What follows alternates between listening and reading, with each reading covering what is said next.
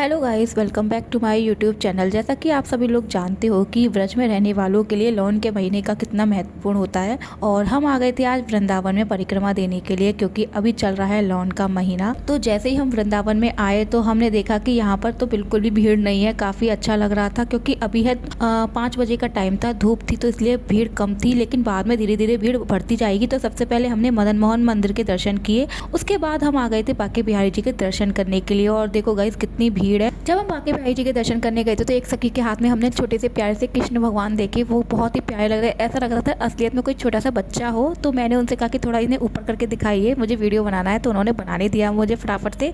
और फिर हम चले गए थे मंदिर के अंदर। भाई देखो कितनी गजब की भीड़ है। वैसे ये इतनी भीड़ है नहीं, क्योंकि जगह थोड़ी सी कम है, स्पेस कम है, इसलिए आपको इतनी भीड़ लग रही होगी। लेकिन जब हम वहाँ थे तो इतनी भीड़ थी नहीं। और हमने बहुत ही प्यारे से बांके बिहारी जी के किए थे दर्शन। और दर्शन करने के बाद मैं आपको दिखाऊं, इतने प्यारे दर्शन हो रहे थे ना भाई। इतना अच्छा फूल बंगला सजा हुआ था। यहाँ पे पूरे लॉन के महीने में फूल बंगला सजाया जाता है, और इन्हीं से ठाकुर जी को ठंडक मिलती है फूलों से ही। तो काफ़ी प्यारे दर्शन हो रखे थे। फिर हम आ गए थे बाहर आने के बाद हम चले गए थे जमुना जी के घाट। जमुना जी घाट पे जाने पे इतना सुंदर लग रहा था नज़ारा, इतनी अच्छी हवा चल रही थी। गर्मी में एहसास ही नहीं हो रहा था कि गर्मी है।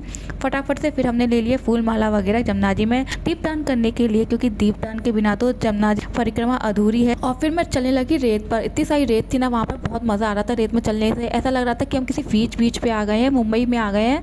और भाई ये देखो यहाँ का नज़ारा, मतलब जमुना जी घाट ना इतना प्यारा हो रहा है। अभी यहाँ पे काम चल रहा है, कंस्ट्रक्शन काम चल रहा है यहाँ पर।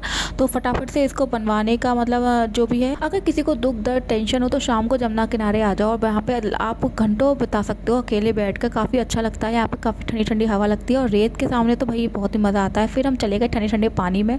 पानी में जाने के बाद तो इतना अच्छा लग रहा था ना, मतलब पैरों को डाल के इतना सुकून मिल रहा था, इतना ठंडा लग रहा था ना। पानी बहुत अच्छा और इतना साफ़ सुथरा पानी था ना, पता नहीं कैसे।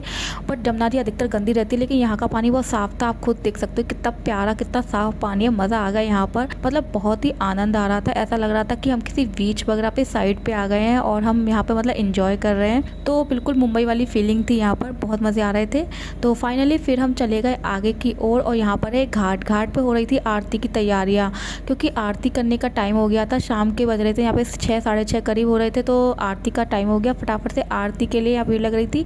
और फिर हम चले गए आगे देखिए कितनी भीड़ है। मतलब मैंने बोला था ना उस टाइम में भीड़ नहीं थी, लेकिन अब धीरे धीरे करके भीड़ बढ़ती जा रही है, क्योंकि एकादशी का टाइम है। एकादशी पे मतलब भंडारे वगैरह काफ़ी कुछ लगा हुआ था जगह जगह पर, तो इसलिए काफ़ी भीड़ भी थी। और जैसे जैसे शाम होती जा रही थी भीड़ बढ़ती ही जा रही थी। इतनी सारी भीड़ को पार करने के बाद फिर हम एक और मंदिर में पहुँच गए। जैसा कि आज गुरुवार भी है और एकादशी भी है, तो हमने दर्शन किए यहाँ पे विष्णु भगवान और साक्षात लक्ष्मी जी के। काफ़ी प्यारा मंदिर है, यहाँ बहुत अच्छे भजन हो रखे थे। और यहाँ पे सब लोग ढोलक वोलक बजा रहे थे, काफ़ी अच्छे से नाच गाना वगैरह कर रहे थे। मुझे देख के तो बड़ा अच्छा लगा, और मैं भी इनके साथ मिलकर नाचने लगी, गाने लगी। काफ़ी देर मैंने यहाँ पे बिताया। काफ़ी टाइम बिताने के बाद फिर मुझे लगा कि काफ़ी देर हो गई है, तो फिर हम चले थोड़ा आगे बढ़े। और इसी के साथ मैंने अपनी परिक्रमा को कंप्लीट किया। जय जय राधे, जय Shri Krishna, tata bye bye, see you.